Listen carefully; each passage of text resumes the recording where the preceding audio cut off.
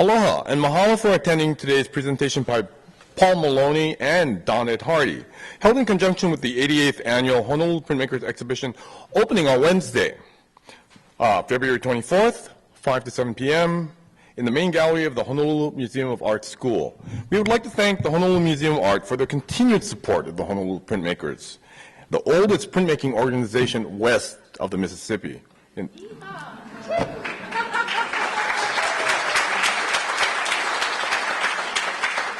We would like to also acknowledge and thank the hardworking staff of the Doris Duke Theater, Mark Hukill, who's running projection today, and Scott Whelden on video. They are making all of this possible. Without them, this would not be happening here today in this wonderful theater.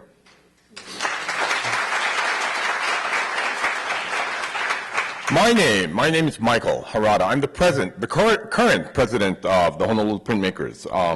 I am fortunate to have the privilege to introduce these two distinguished artists who are honoring us with their presence, their time, and their expertise this year.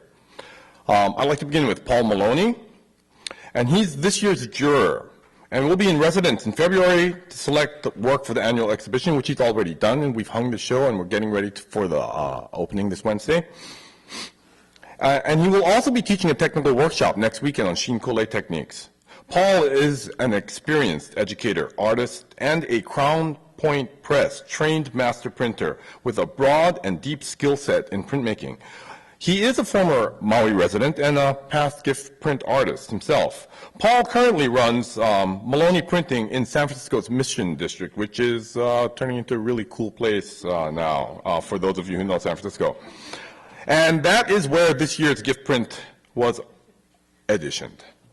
And I'd like to get to our 2016 gift print artist, Don Ed Hardy.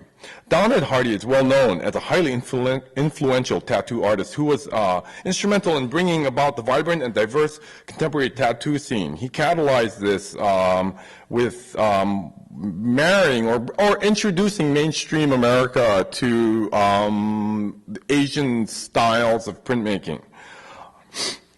He's been a Honolulu resident since 1986 and has also deep roots in printmaking culture, earning his BFA in printmaking from the San Francisco Art Institute in 1967.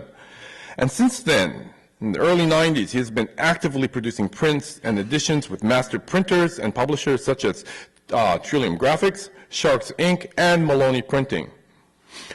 There will be a short Q&A session after today's presentation. Paul and Ed will be also signing a limited edition of Woodskin Ink from 2004, a rare publication of a catalog for an exhibit shown at on Maui and here on Oahu.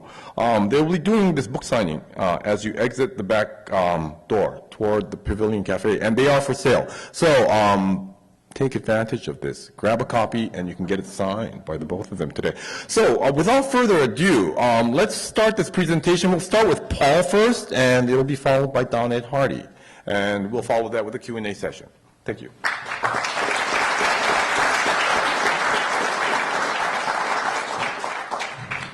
Thank you very much, Michael. I thought the Honolulu Printmakers is the only printmaking organization west of Mississippi.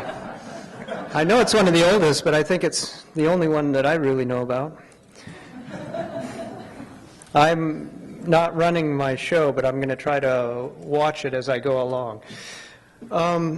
Thank you for the Honolulu Printmakers and everybody and the board and everyone who's hosted me. It's a great honor to be here. It really is. It's always fun to be involved, and it's really an amazing organization. And printmaking is so strong in Honolulu. And going back 88 years, it's really amazing.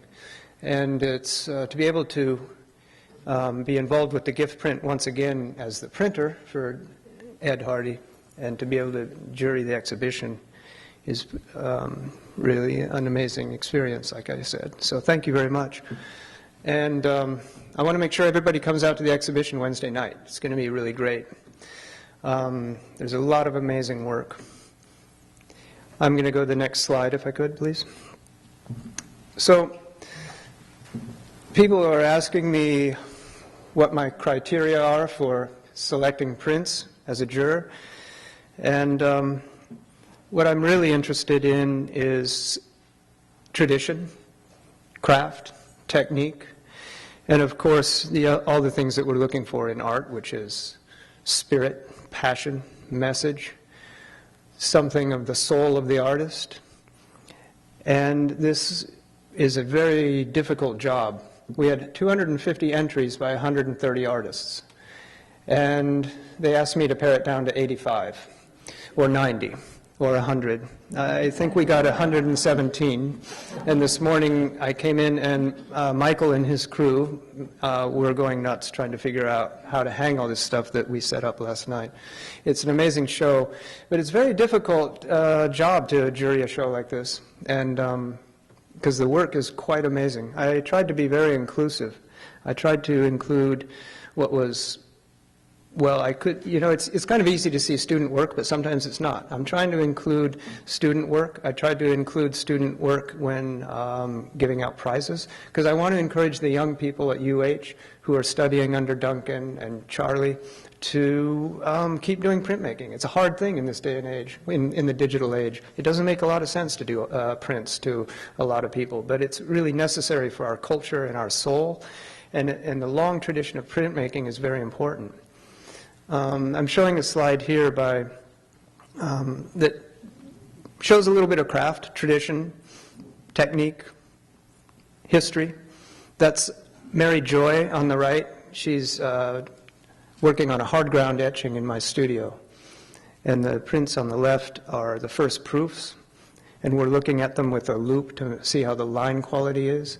And then we look at the hard ground plate and see how that line quality is before I and my assistants etch it. So we invite artists to come in and work in the studio in this fashion. And going back a little bit about printmaking and its importance in history. Next slide, please. The thing about printmaking is, as you all know, or I hope you know, or a lot of you are printmakers and artists, it has a long history of being very democratic. It's a way by which we can disseminate a lot of images, sometimes very quickly, to a wide audience, and that's East and West, in Asia and Europe. That's why we have printmaking. First to disseminate the Bible or the teachings of the Buddha, and then later on to disseminate revolt. You know, we have Thomas Paine. If it wasn't for printers, the American Revolution might not have happened. And next slide, please. And I always like to tell my my students when I'm teaching them that printing presses are power. If you own a press or have access to a press, you have access to knowledge, dissemination of images, and in this day and age, it's easy to take that for granted because we have Instagram at our fingertips, and we have the internet, and we can get out any image, and we can tweet anything we want, and look how, rather than broadsides, how Twitter is now, you know, sort of driving our presidential campaign. I won't go into that. But anyway, this is my grandfather's, my grandfather was a printer, a commercial printer, a lithographer, but he was an artist too. This was a press that was made for him, an old offset press in the mid-20s for his company Maloney Printing. So when I started up a new studio in San Francisco, I took his name. And I called it Maloney Printing. But I always tell my students, as I said, if you have a printing press, you can harness that power. And we can't assume that there's always going to be the internet or Instagram. When our phones go off, or when governments like Egypt shut down the internet, what are you going to do? Don't give up your ability to make prints. But then now we're talking about fine art prints, and we have gone into this new era where amazing prints are being made by all kinds of people. This is a shot from my studio. It goes back to 2 slides ago, which talks about tradition, process, and collaboration. So in my studio, I have a little shrine, and this ties in with tradition and my mentors. I was lucky enough to work with John Cage at Crown Point Press, and he was the first artist I worked with as a professional printer. So I have a picture of him on my shrine, along with that deity, which is Ida-ten.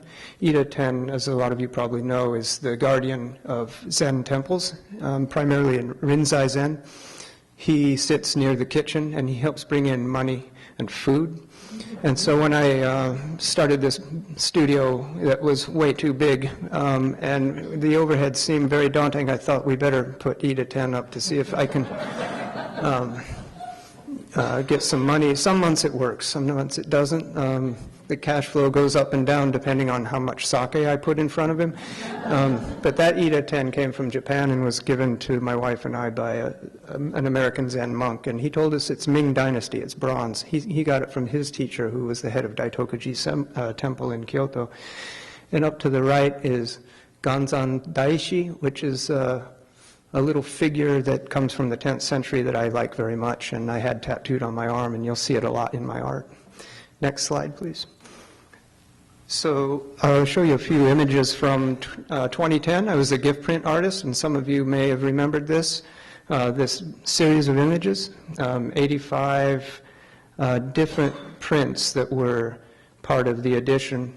I riff on Japanese imagery and aesthetics. Those are no masks. They're photogravures, which is a 19th century process, which is a continuous tone etching. So after I make these very pristine copper plates, I then go and throw them on the street and scratch them and deteriorate them and make them go away. Next slide, please. And so I did this series of images that involved the Hanya mask that you see there. That's another no mask. It's a popular tattoo motif. And dragonflies and bats and various things. And I just kept distressing the plates over and over again, and then I print on silk or handmade Japanese papers. And next slide, please. And scratch him. Actually, it's a she, the Hanya, but I scratch the mask further and further until it just sort of disintegrates in the final prints. And I use that little dragonfly is printed on a book page that's, I don't know, probably from the late 1800s. I collect all these old Japanese books, and then I cut them up and use them in my work. Next slide, please. And I also, if you go to the show, I hope everyone goes to the show. It's going to be really great. And I've been given the honor of putting some work on the front wall over in Linicona, and you'll see this image. This is in my studio in Portland, where I was working as adjunct faculty, and they gave me a little studio, and I have all these woodcuts on the wall, and then I paint back into them. I work very large and very wet, so I don't print with oil-based ink. I print on silk and thin mulberry and gampi papers using really wet sumi ink, so it bleeds and bleeds and bleeds, so you can't see eventually what's happening. And then, next slide, please. This is the show. These are the pieces I hung I finished about 45 minutes ago, which is the way I often work, and it drives my wife and anyone else who knows me crazy because I'm very last minute, but that's the only way I can kind of make it work. But the ones on the right are the same image based on an Okyo painting from, he was Edo period, wasn't he? Ed knows. Yeah, and so we're talking about early or to mid 1700s, but anyway, it's a skeleton who is in Zazen, and it's because I was told a story of how the Zen monks would do a 1,000-day meditation and ingest, in certain parts of Japan, in Tohoku, they would ingest pine needles. And so they would die in the Zazen position, and they found them mummified in caves many years later. I don't know if Okyo was referencing that or not, but that kind of turned me on. So so you can see how the Sumi ink just bleeds and bleeds and bleeds, and then I put all these Hanya masks up on the wall, and it's the photogravure printed over and over again, and it's distressed, and then I paint on it, and these are wheat pasted directly onto the wall. And as I do that, I paint on it. So the ink bleeds into the wall and bleeds through, and it's very beautiful. And the gallery people really hate it because when you take the work down, it leaves quite a big stain, which is also very beautiful. And, but those pieces can be dampened with hot water and then taken off, and they'll remain intact for another show. These were actually used in a show in Los Angeles. So it works pretty great. Next slide, please. So anyway, that's my studio career, which I don't get enough time to do a lot of studio work on my own because I'm a master printer, and I work with a lot of different artists, and I just wanted to tell you a little bit about that, and that will lead to some of the work I've been doing with Ed Hardy. That's my studio with going back. I just loved this image, so I wanted to put it up again, going back to how important presses are, but that piece on the right is a piece by the artist Sandow Burke, and I've worked with him on many projects since being in Maui at Hui no Iao since 2006. And that's a big etching, and it's the monument to the Constitution. Next slide. And this led to a series of prints that we're doing fictional monuments. So there you can see how big the prints are. That's the next one, which is the human rights the United Nations Declaration of Human Rights. So Sandow riffs on this tradition of super large prints that go back to Callot and Dürer. Next slide, please. There you can see how big the print is. So that's the entire Constitution and the and the Bill of Rights written on the edifice of this fictional building. And it's an etching in 9 plates printed on handmade paper and then seamed together and tiled together to make a 5 by 6 foot print. Next slide. And that's it on the wall. And it's riffing off of Dürer. Next slide. Which is the Triumphal Arch of Maximilian that's at the Smithsonian. It's at the British Museum. From the 16th century, right? And it's 109 panels, and it's 10 by 12 feet. So, and it's a print. So there were these giant prints being made in Europe at the time, and they were often celebrating the popes and the kings, or there were big maps of the cities. And Sandow Burke, who's a painter in LA, works with historical stuff. So we decided we wanted to kind of riff off of that and make these big prints. We originally wanted to do the Constitution as a 10 by 12 foot print, but the gallery talked us out of it, and so we made it much smaller, which is 5 by 6 feet, like I said. But they're etchings, they're photogravures. Next slide. That's what the studio looks like with the pieces of the Constitution, the 9 panels after they've been printed in the press, and then we seam them together, back them a couple of times, dry them on boards, just like Japanese scrolls are made. I spent almost half my life in Japan, and I learned scroll mounting from a master in Nara when I was living there in the 1990s with my wife. We were caretaking a Zen temple. So a lot of my approach to materials goes back to handmade papers and Japanese papers and Chinese papers and the traditions of scroll mounting. And I wanted to say that too, also as a juror, what I'm looking for is a sensitivity to materials. With my students, I'm known for kind of a stickler for that. I don't really, art which is made on plastic or glass or things like that, it doesn't resonate with me so much. I always ask them, what is this work going to look like in 50 years or 100 years or 150 years? Is it going to age well or is it going to age poorly? And that has a lot to do with materials. And if we reach for the materials that we've always used or artists have always used through the ages, you'll probably find that your art's going to look better for it. So whether it's traditional European papers and pigments, or Japanese or Asian or Chinese or Thai, it doesn't matter. It's just, you have to think of who the people you're working, it's a collaboration between you and these paper makers who have been making paper for many generations. So some of the paper we use has been made by, well, a particular man. I use a lot of his paper. He's a living national treasure in Japan, and we became good friends with his family and he himself. He passed away a couple of years ago, but his family is still doing it for the 7th generation, making this special kind of paper. So those relationships we have as artists and printmakers to the other people who are supplying us with our materials is very important to me. So next slide.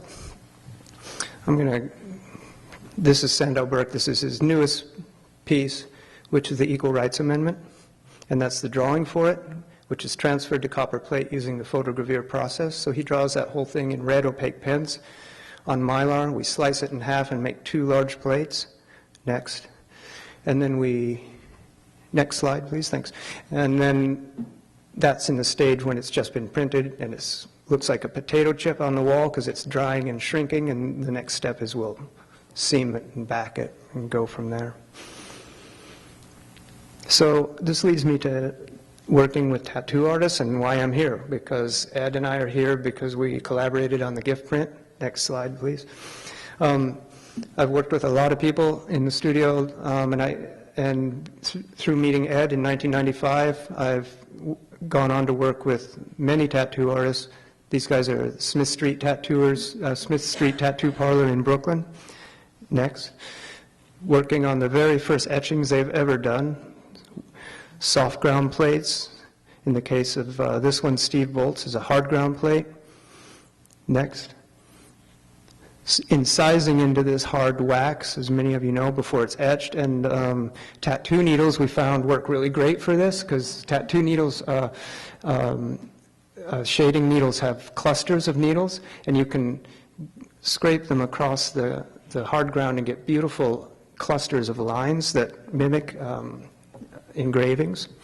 Next.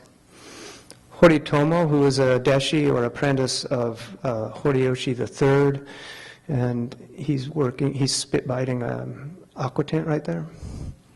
Next.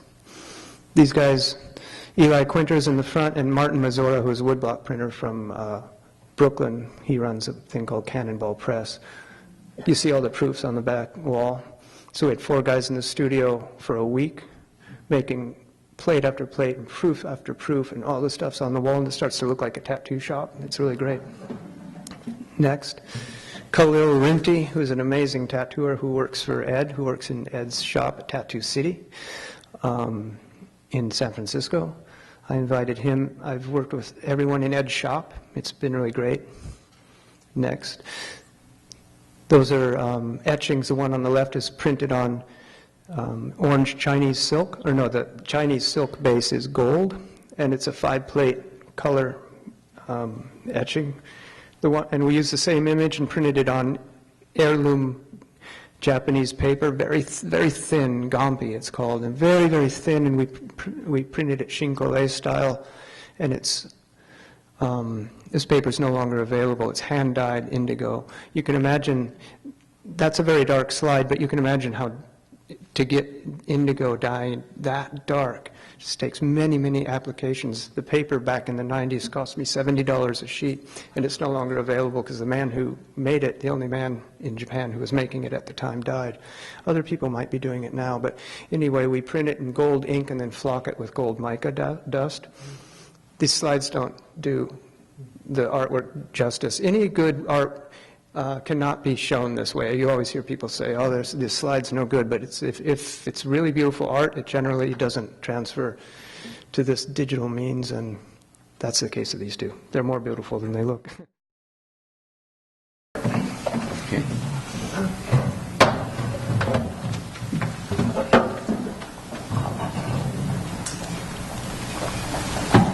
Well, it's a great honor to be selected to do the gift print this year. It's been wonderful getting to know Duncan Dempster, that's head of the Honolulu Printmakers now, overseeing all this thing in the school, and all the many friends that we have in Hawaii. as Michael said in the intro, my wife and I actually moved here in '86, but have split our time between here and San Francisco, ping-ponging back and forth all these years. And coming to Hawaii actually cut me free to get back to my personal art, what I call my therapy art. I was fortunate enough to, make a living doing my art when I came out of undergraduate school via tattooing, but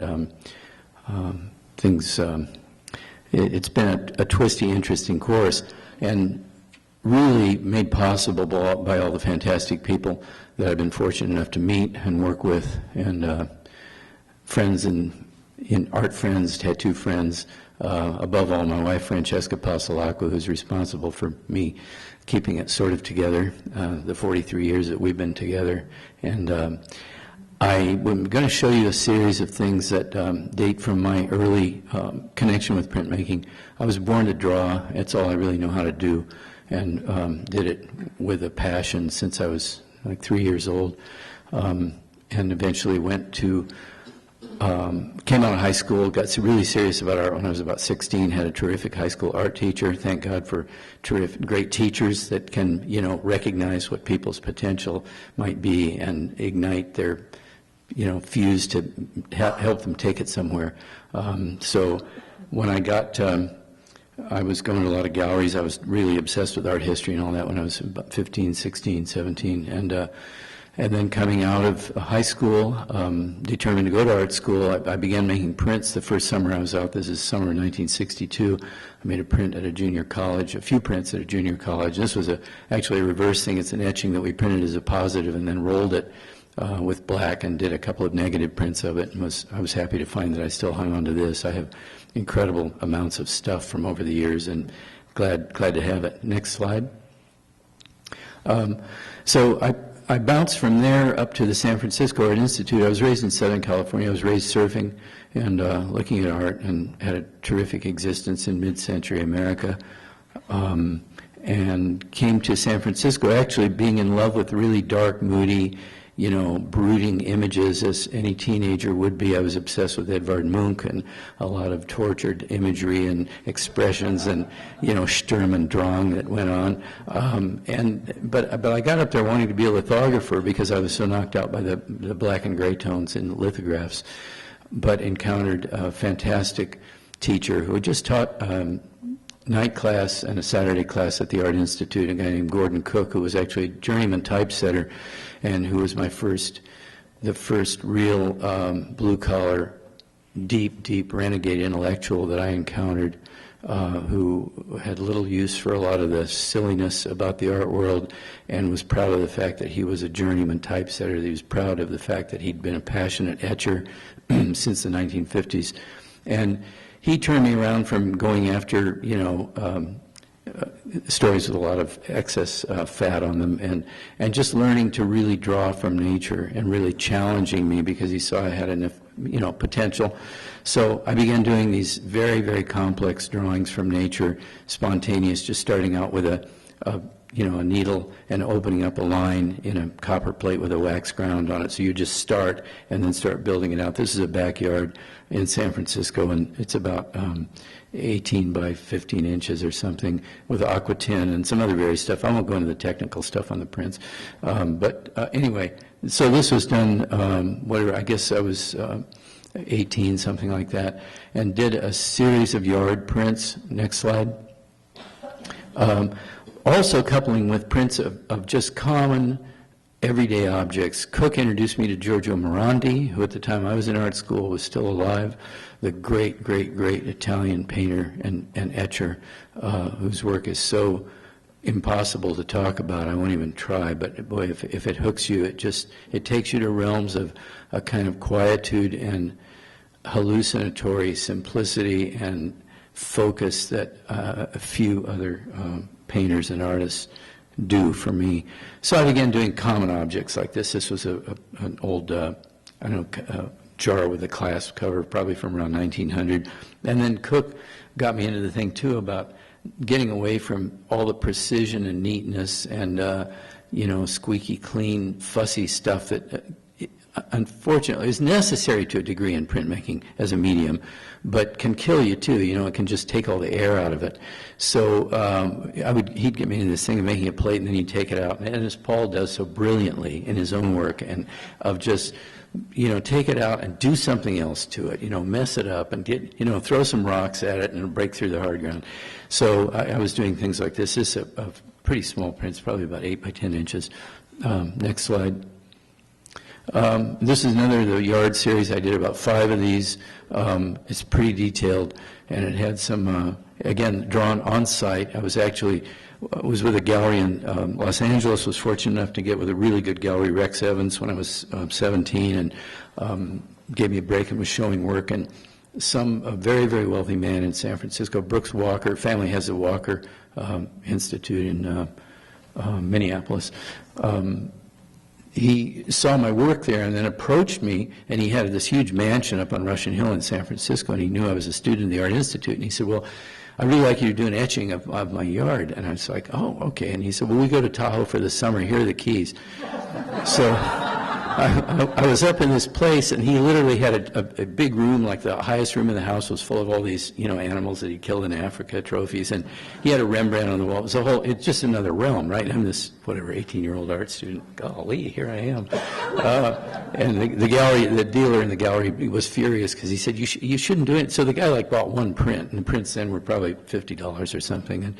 And the gallerist, of course, said, if I would have gone through him, he would have made the guy buy the whole edition, et cetera. But that was one of the more complex prints that I did. Some of these, again, initial hard ground, but then going in with aqua tint, where you paint stop-out varnish over a tone. You do a whole tone over the whole plate, and before it etches, you paint it out. So all those leaves, the ones that were white, I painted out. But then you'd etch it for, say, 10 minutes, and then you'd paint out the first gray. You don't know what it's going to look like, of course, but you're just doing this blind.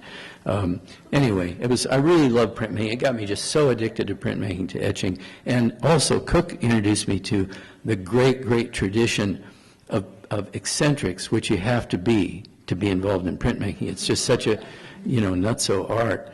And it forced me to read this history of etching and engraving, this, you know, huge book with all detailed things about these strange Northern European guys, you know, 1500s, 1600s, 1700s, and open it up to make me realize that a lot of artists weren't sort of the kind of whole profile people that get a lot of media exposure, like in today's wretched, you know, art investment world. But just these people are driven to do it because they could not do it. Next slide. Cook forced me to do one color print. My friends and I were macabre enough that we had a bunch of dead roadkill around and do art from. And so this was a pigeon, and it's kind of a color print, but it was not very adventuresome, but I just did it to get, you know, so I could pass. Next slide. My final kind of piece de resistance during my art school career, I was there from 63 to 67. This is the city of San Francisco. I sat up on Twin Peaks, the highest point there, and drew this on a pretty big plate. The plate's about the size of this desk, and went up with my friend Martha Shaw, who is a great printmaker. She's now Martha Hall in those days, married to Richard Shaw, who's a great ceramic artist. And we would just go up there and sit and draw the city. So you just start and go, okay, I'm going to start with this building, and then you just branch it out from there. But it's San Francisco reversed, because when you print it, it's a reverse thing. But and this is almost all linear. There's maybe a little bit of aquatint in there, but it really was. Yeah, I am proud of this one. It was just, you know, crazy to do it, and especially, I think we drew it in the summer, and the tour buses had come up, and we're sitting there, and if it's windy, you've got this copper plate, you know, and then you'd hear them come up and go, oh, look, an artist, and you come over, and they're looking over your shoulder, and it's the last thing that, go away, I'm trying to get this line. So that's my San Francisco print. And actually, Paul and I've saved a lot of these plates from my student career, and Paul and I have resurrected this one and printed it. It'll still print. These things will print forever, you know, so I was glad I hung on to that one. Next. This was probably the only thing I did out of a picture in a book at a really cool old library in San Francisco, and I found a book on English sites and country houses, a book from the 1920s, and this photo really struck me. And there's something about, I know part of it I got from absorbing Morandi's obsession with certain shapes. And Maloney really uses a lot of these things from tin pitchers and whatever from early 20th century, and something about those conical tops were cool. I didn't even know what the thing was. I'm sure there was a caption, which, so long ago I can't remember what it said. And then Cook actually advised me. I did the first proof of the thing, and I had to vent things on both of the tops. And he said, well, you should just scrape that one out. You can scrape out, and it's very laboriously after a plate is etched, you can take things out. And because I was so, in those days it was hard to not be hung up on literal detail, on a literal story, and take some freedom with it. And still, it's one of my favorite prints, and also because when, I'd never been to England in those days, my father was English, came to America as an adventurer in the 1920s, but when Francesca and I first got a chance to go over to England and travel around a bit, and we went down to the West Country, and we began seeing these things down there. They're oast houses, for I think for drying, whatever, hops or something to make beer. And I was really struck that this building, which was on a famous estate, was, about 20 miles from where my father was born. So I thought that was pretty cosmic, But it's just a small print, and I only have one print left of it. The plate disappeared. Toward the end of my art school career, I began getting a little. I wasn't like. I didn't drop acid or anything those days. Everybody else was in San Francisco, but I was interested in opening my head to different things, and I was starting to get a little bit fidgety about the constraints of working the way I was working. So I began doing a very few things just out of my own head. And so this was a trellis. I did a series of trellis etchings. It's about, 12 by 18 inches.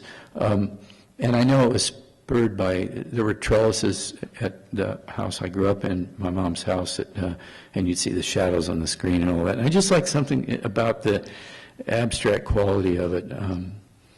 So that was just a phase. All these things, I do all this stuff just to be surprised, I don't have any big agenda. Personally, I agree with, Bill de Kooning, who said painters generally don't have very bright ideas. And I just am drawn to these things because I want to draw it, I want to see it, and then look at it later and go, why did that come out? What that's all about? What is it all about? Next. This is my swan song print when I was going to graduate the Art Institute. I had been drifting back toward thinking about tattooing. Tattooing was my destiny. I was obsessed with tattooing when I was 10 years old. And that's what I wanted to do. And I would go in the Greyhound bus 20 miles up the coast to the Pike amusement park and hang out in tattoo shops. And I had a whole little shop set up at my house with doing colored pencil tattoos with Maybelline eyeliner for the outline on friends, just paint on things, and drew hundreds of sheets of designs and all that stuff. And I was on the cusp of trying to figure out what I was going to do when I left art school, and in those days it was pretty easy to get jobs teaching in colleges, which a lot of my friends ended up doing. And I didn't know if I was cut out for that, and I knew I'd have to have a higher degree with it. So I was awarded a whole fellowship to go to Yale for grad school, and I just started freaking out because I thought it was right when conceptual art was coming in and color field painting and everything, and that just was not my cup of tea. And I thought, what if I do go into this and start teaching and then have to look at student work and see some of these kinds of things presented to me? I just couldn't do it. And I kind of rediscovered tattooing. I reconnected with it and a bunch of buddies and I went over to Oakland. We had a student show open in San Francisco at the school, and a buddy showed up who I'd known from grade school. I'd actually picked a couple little tattoos on his arm then with, needle and India ink. And he had some tattoos. He was in the Navy at the time. We went over. We all got tattooed. And that I was like, oh, well, tattooing, And I knew all about it. I knew how to draw this whole image bank and everything from my 3 years of obsessing about it when I was younger. So I did this as a farewell print to the Art Institute because I decided I was going to start tattooing, which 50 years ago was much more transgressive than you can possibly imagine today, because it was definitely street. It was definitely, there were a few really, really interesting, very intelligent, intense people in it. There were about 500 tattooers in all of North America, right? So it was a big step, but I thought, this could be something really special. And the first guy I met, my real mentor in it, Phil Sparrow, actual name Sam Stewart, was a writer, and again, renegade intellectual. He was part of Gertrude Stein's circle, and he'd split on academia to become a tattoo artist. And he just kind of, finally I pestered him until he showed me a few things. So this is Future Plans. This was in my graduating show because I was kind of one of the star printmaking students, and I had a couple of the tattoos on there. I actually had that in my upper arms, but I just drew myself in the classic tattooed man pose in the photos you'd see in the tattoo shops and just made up all this stuff. So I've taken that. I'll show you later some variants on this print. Next. At any rate, as my dear friend and mentor and sidekick, the late, great Michael Malone, used to say, we ran off and joined the Pirates. We just didn't stick to the script for young artists. And I spent about 20 years installing thousands of tattoos, and I didn't have any time for my own work at all, or make any time for my own work, because I was busy really trying to learn to tattoo and to change this around as a social engineering thing to where you would attract more people that had more interesting ideas than just maybe 19-year-old sailors, So I think 1992, I connected with a guy, Tony Fitzpatrick, an amazing, energetic Chicago artist that had started a press and was working with a printer there, a master printer, Steve Campbell, and Tony and I met and hit it off, and he was using a lot of tattoo imagery and stuff in his work. And he said, you should make some etchings. And I went, I've done that, and I would like to do it again. So it was my first experience working with a master printer. So I did a whole series of plates on a few sporadic trips to Chicago that used riffs from tattoo imagery, both Western and Eastern. And this is a gorilla head taken off a piece of tattoo flash I'd painted in 72 or 73 of a snarling gorilla. The gorilla theme is pretty big in American tattooing in the mid-20th century, I think primarily spurred by King Kong and then by carnival banners, which carnival art was really tied into tattooing and all that too. And I'm born in the year of the monkey, so I'm really partial to those kind of simian images. Next. There's another print from Chicago. And just, again, the rearing cobra. But these things, again, were drawn with no prep drawings, just a hard ground copper plate. It was terrific to get back to that, to take the things I'd remembered, had muscle memory for from my art school days, but start folding in this other image bank that I'd, become obsessed with and worked a lot with. And the freedom, too, of mixing up designs. It didn't have to be, it was for me. It didn't have to be for, to put on somebody's skin. Next. This is a self-portrait, one of my alter egos, a rap man, and it's this kind of guy stumbling along, blindfolded. The idea was, I just came up with the thing as I drew the plate, but it's kind of like you're carrying your ancestors on your back, your forebears of the artists that have encouraged you, and they're leading you forward with the beautiful scent of what might be happening, what might be good, and then whipping you to keep you going, and you're stumbling along in this dangerous ground, with bombs and broken glass and all that. And this is hand-colored, actually. This is just an etching that was just a one-color etching that I did some watercolor on. Next. From there, so those were from 92, 93. I did a series of maybe 20, 25 prints in Chicago and different visits, and then was fortunate enough to meet Paul Mullowney, and we really hit it off. And as he said, he invited me to Nara, Japan, and it was really a great, great opportunity for both of us, and just started cooking on this imagery. This is, again, a very complex story. We could spend 40 minutes talking about all the details on this, but it's based on a famous tale of a drunken priest of the 108 heroes of the Sui Koden, which is actually a Chinese epic novel from set in the 12th century. And it was an idea of one of these guys that was posing as a priest, but he was a bandit and staying in a temple, and then went off on a sake bender and destroyed the temple, broke it apart. And I tied it in with I have, again, no reason for any of this stuff, but I thought I want to give him blonde hair like Gorgeous George, who was a famous wrestler in the 1950s. My grandma watched wrestling on TV all the time. And so this is part of the thing that, formed me, the kind of high culture that really fed me. But I decided to put a mawashi on him there, the sumo, cape, skirt thing, and decided to put this diamond head and a big wave and stuff in there. So there are all these personal references and tattoos that refer back and forth to Eastern and Western things. And then that little shining thing in the bottom was strictly a compositional device. Most of the stuff I put in my work, I just see all this stuff as, they're just shapes and forms, and it might ricochet off into all kinds of complex stories or symbolism or, lessons for living. I don't know, but I just want to do something that is interesting to me and surprises me again. And I thought, well, I need something down there to balance this out. I put the bird up there, the ghost bird, and then I did a little block of gold down there. This is another one in that series that Paul and I did together in Nara, an ascending tiger, and there's a black light bulb there that's a sacred illumination off that lotus in the rock.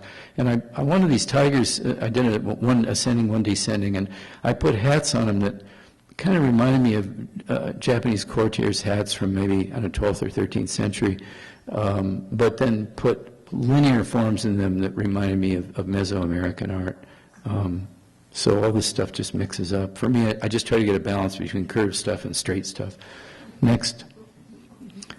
This Staying Alive. I love this print because Paul actually introduced me to the fact that you could do etchings, intaglio work, with as much brushy freedom as any lithograph. And I had no idea of that because, as you see what I did in art school, my education stopped really with very, very, techniques that had been in place since, the 1600s or something.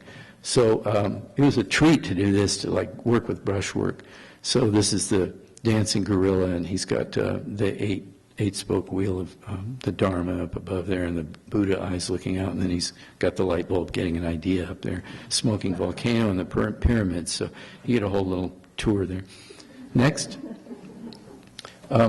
This is one Paul and I did. So that was 95 in Nara, and I think this was 97 or 98, and he was back in the Bay Area, and I had been to a museum somewhere in Europe. I was over there for a tattoo convention. They had this incredible collection of all these strange birds' nests, and I had taken pictures of some, and I just thought, I don't know why, I just got this idea, let's do this nest and revert to my old, squinchy little etching technique, and then do this reclining nude that was somewhat based like a fake Modigliani, and then there's a sailor's cap floating through there, and the little birds, like tattoo birds, swallows swarming around. We call that Nestor. Next. This is just, I got a chance to do some plates with Michael Krieger, a great printmaker and teacher in Lawrence, Kansas, what's the University of Kansas there. And I did a series of monoprints with him and his students, and this was about step 3 that had a meditating guy, kind of a meditating Lohan or something, and then I decided to make this, strange fox looming up out of it. And so I was trying to get back to more painterly things. Next. These are, we're getting toward kind of close to the end here, but these are more recent things I did with Paul, because since he's been based in San Francisco and we're kind of ricocheting once in a while and doing, let's do a print. So I actually went into a book of fantastic prints that have been held at the California Legion of Honor, which has a great print department collection. And this was just a thing out of a catalog of theirs with a St. Bridget, I think. I think it's a woodcut, fairly crude woodcut from maybe the early 1500s. And something struck me about the image, and then I just added in that made part of her be like a plant. And then decided I'd black out the face to keep the mystery of, the old story about you're not supposed to see the face of God or anything like that. So this was done just a few years ago, and we had a lot of fun with this. Again, quite a small print, and hand-colored, just put the pink in by hand. Next. This is a mate to it, which I called, wet noose. It's like a wet nurse, but wet noose. And got the figure in, and then wanted something completely different. And I thought, well, I'll put a waterfall behind it. I'd seen a fantastic print of a South American waterfall in a book and kind of tried to copy that. So these are quite recent. Next. Okay, getting right toward the end here, I took that self-portrait, which has always been really important to me, and I was doing a whole series of prints with this David Salgado, who does, it's a Trillium Graphics down by the airport in San Francisco. And I know Paul has no use for all this Giclée stuff and everything, and I understand all that, but I enjoyed getting into something that was so weird where you could just introduce these images, you know, a lifetime of my image bank of like thousands of things, and kind of reanimate them. And so I did a series of things that were Giclée prints off my, so it was a scan off my etching, but then I went back in and hand painted them, so each one is quite different. And so this was, again, the idea of sort of the, you know, your inspiration or your bane that is always sitting on your head, like trying to tell you what to do or not to do with your art. And he's got the ink, you know, his impy. Next. This was, yeah, I had these were fun. I was just banging these things out. I did about 25 of them, each completely unique. Boiler. And next. Wolfie. Next. And then the snarling gorilla, which we did. I did several different takes on this actually as it was printed, and the gorilla faded away a little bit, so you could see more of the face coming through, but my eyes are peeking out there from him. Next. And this one, cagey, where you're really in a cage of your own making. Next. This is the famed and elusive gift print that we did, which I know wasn't supposed to be seen until the opening, but I really wanted to put it in here.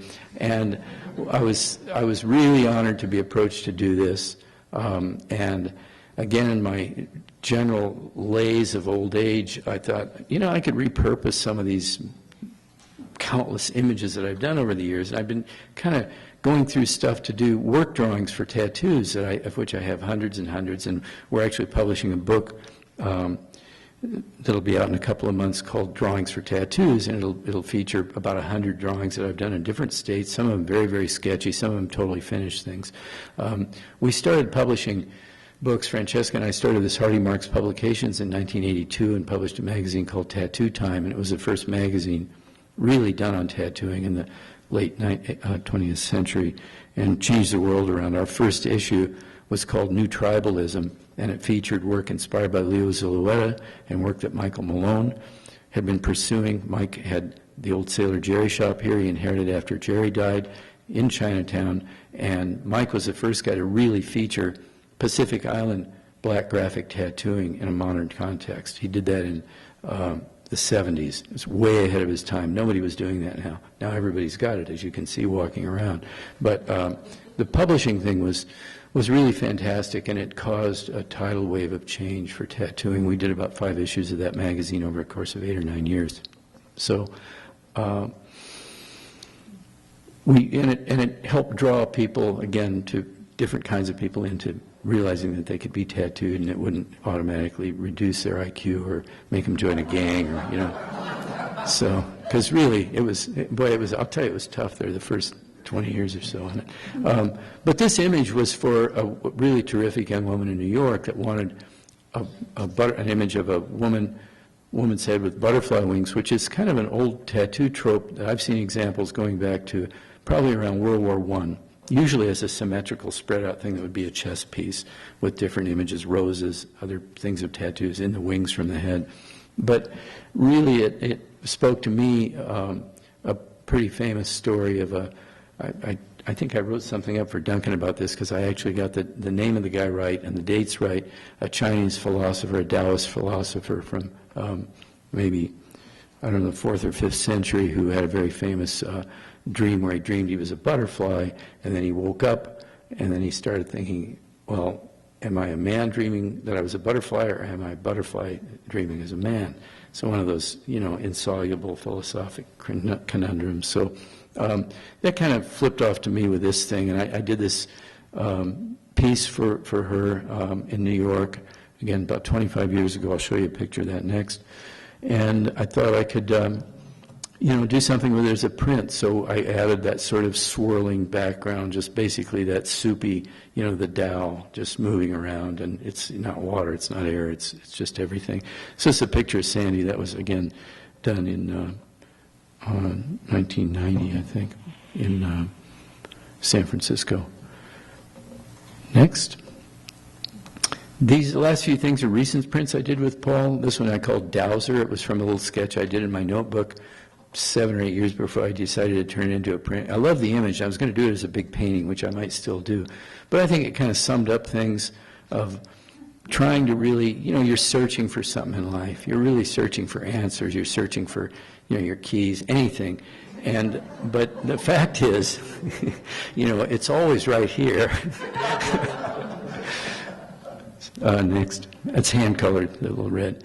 And then I think this is maybe the final, almost the final one here, again from a little drawing in one of my notebooks, and I'd done about 8 years prior, and I was doing these prints with Paul the last year or two in San Francisco, and I'd always really liked that drawing, and I thought I should blow that up. This style of surf is something that I picked up on, I copied from the great, great John Severson, who gave a talk and showed a film here, I think last year. Great surfer, the guy that started Surfer Magazine, did the great early movies, and John had that style of those jagged waves, which we all copied when I was, first stand-up surfing in the 50s.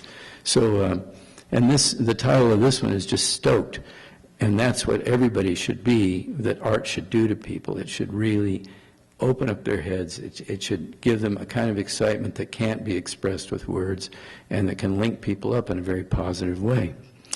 The last slide, I think, is coming up. This is the book that we produced for the Woodskin Ink show this fantastic show that Paul put together. He had a week-long symposium with kind of scholarly papers, not boring, not stuffy, but just really smart people talking about the history of printmaking. And then a bunch of young tattooers came over from the coast. And it was an amazing, amazing show with all kinds of original prints and original art by people that participated, and I was happy to find that we still had some of these books. We just did it as a labor of love for that exhibit, so that's what we'll be signing if anybody's interested. And then that's more than enough that I've had to say, and then Paul and I can answer questions here for a bit. Thank you very much.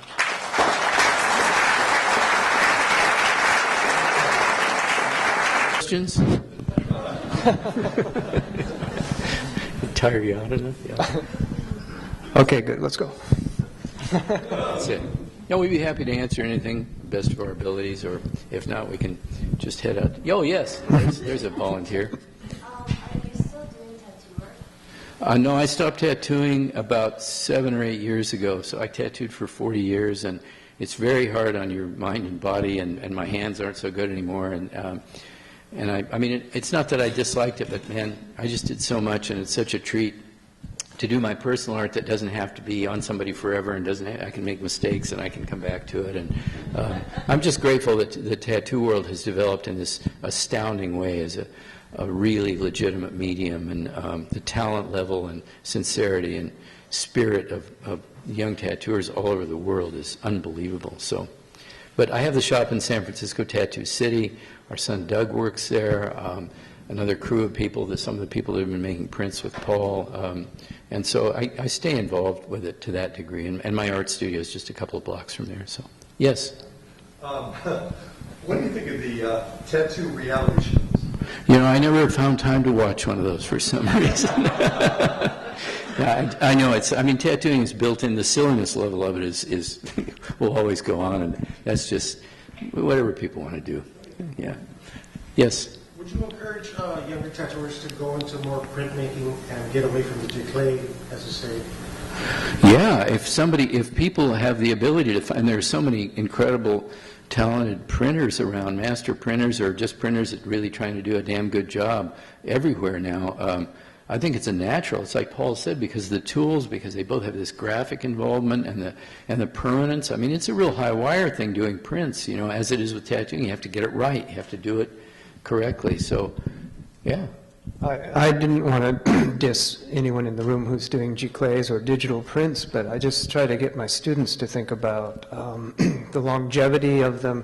And not everyone cares about the archival nature of these media, but no matter what they say about the inkjet printing, it's not going to last as long as the mineral pigment and oil-based inks that we use. But it's not so much that as I think I've worked with a lot of tattoo artists, and if they ask my advice, I tell them to try to stay away from producing prints for the market, the tattoo convention market. I can't tell them what to do, but it's my own personal opinion. If you make giclées for $50, it really starts to cheapen what you could really do.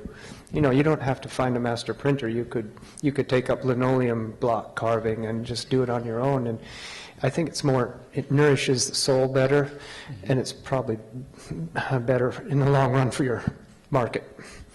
Yeah, because they're not taken seriously in the real world. Yeah. The world that we don't want to be a part of. Yeah, exactly. Yeah, the world we're trying to do our best to escape. You know. Anybody else? Yes. Can you both address the relationship between the printer and the artist? And Paul, what's it like for you as an artist to be the printer, working with an artist? And Don, you're a printer and an artist. What's it like to work with him as a printer? Well, I touched on it for a moment. I spent the last 2.5 decades working on other people's work. And after a while, when Ed showed that picture of the cage of your own making, I feel that I'm in that cage a lot. I'm very proud of the relationships I have and the work I've done, but my studio career has suffered. That may be a strong word, but it's been incredibly enriching, but it's hard to find time to do my own work. And then when I do, it's like the work I was showing you. I just try to mess it up as much as possible, because the work I do for the commercial, it's not the commercial, for the gallery and museum world has to be quite pristine. But to be able to work with people like Hardy and a lot of the other tattooers and the non-tattooers I've worked with, it's been an enriching and an amazing experience. And that's been my education, to see this stuff happen in the studio.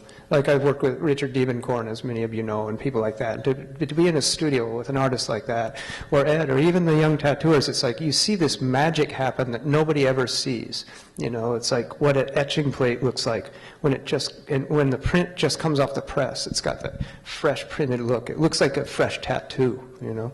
So it's an amazing, magical experience. I don't know if that answers your question, Deb. Well, for me, it's just been a great honor having, as I said, in the early 90s, suddenly to get the opportunity to go into the print world, and without having to be, you know, the sweat and pain and all that of really trying to get it right, the craft, the art of printing, and it's been great. I never dreamed that I would be able to get back to it. I thought, well, that was great. I did that for a few years as a student, and it's been some of my favorite projects that I've been able to be involved with, and a true collaboration with someone like Paul that, you know, I've worked with primarily Paul and Bud Shark doing lithographs. I do a lot of lithos as well too, but I wanted to just stick with this to the intaglio work, and it's wonderful because you have those minds. It's a little bit similar to somebody coming for a tattoo, and they say, I mean, that's what broadened my art, was to get away from a tattoo shop where it was like the Denny's menu. This is what we serve. You want a tattoo, this is what you pick out.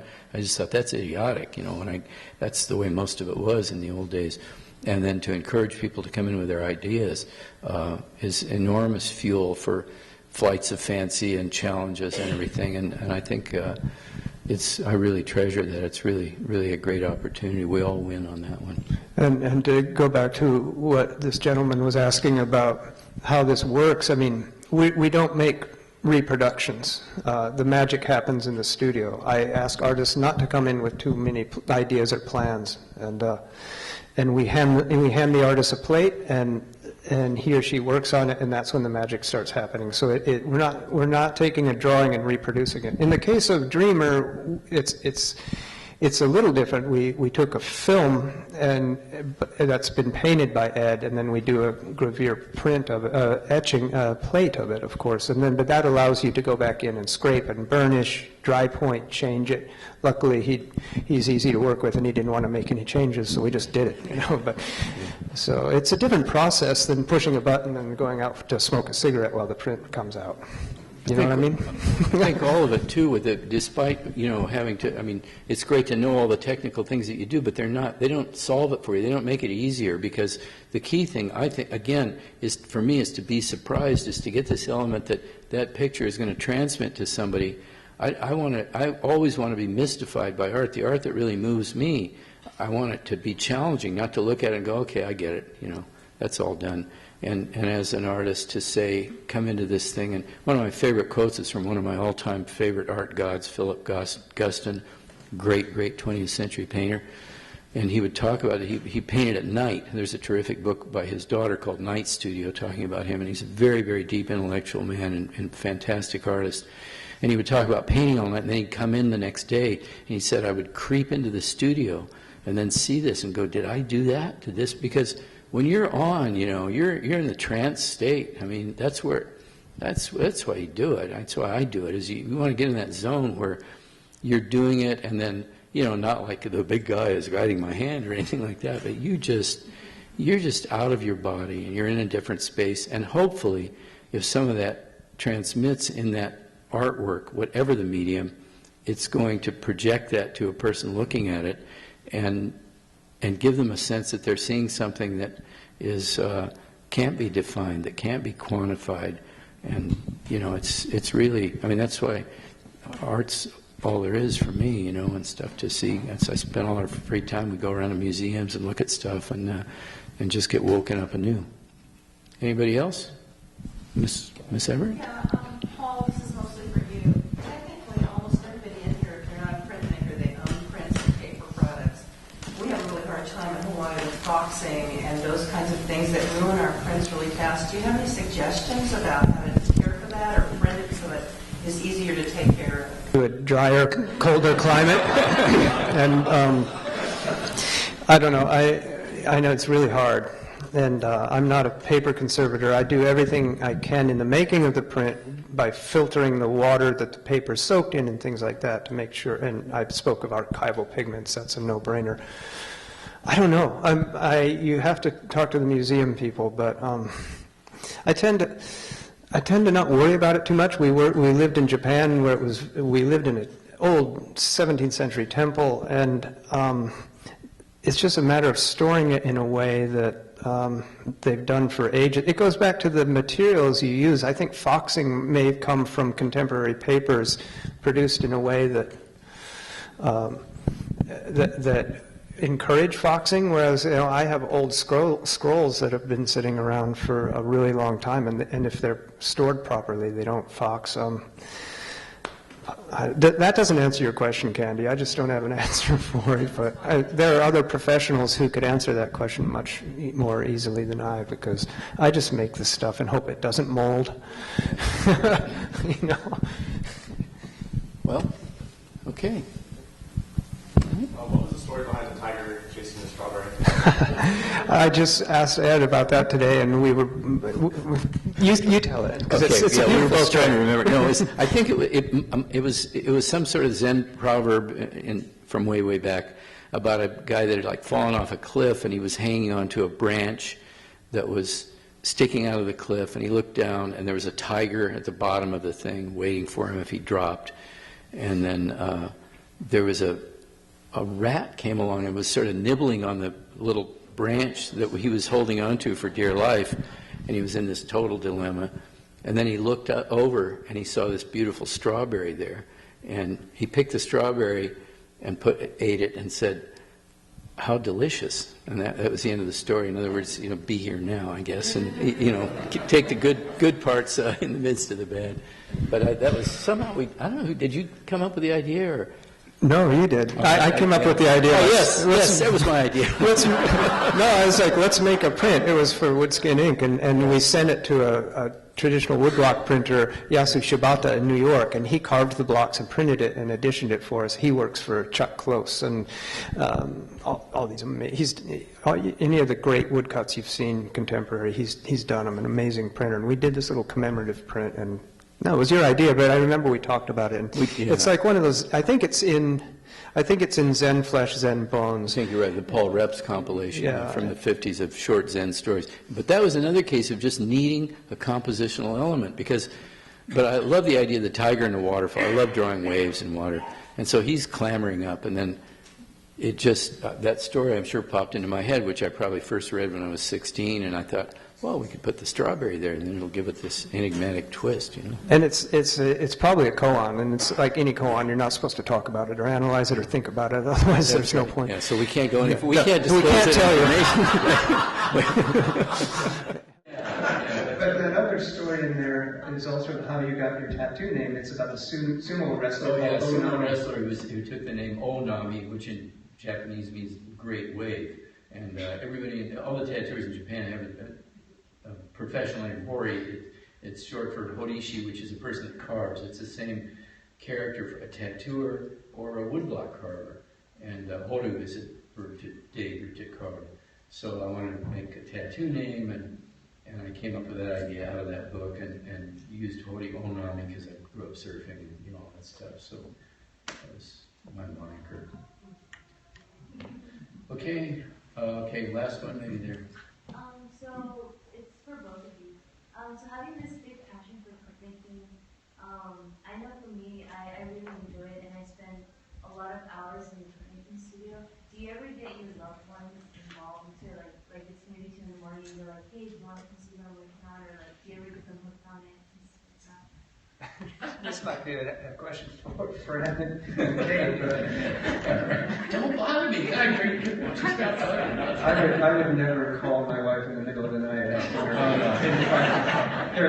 The first problem is I'm supposed to be home in bed at 2 a.m. So Yeah, this is a little tip for success in relationships. And you can be stoked about what you're doing, but you gotta have that. It's the right time and the right place. But in all seriousness, you're a printmaking student at UH, or that's fantastic. Because the thing is that the printmaking studios are very communal, and that's what's great about printmaking. It's a lot like ceramics. You know, I often say it takes a whole village to fire a kiln, and back in the day it did. You have to gather the wood and do all that. But if you're ever in the print studio late at night, you're surrounded by loved ones. That's your cohort, your fellow students, and you're bouncing ideas off of each other, right? That's what's great about it.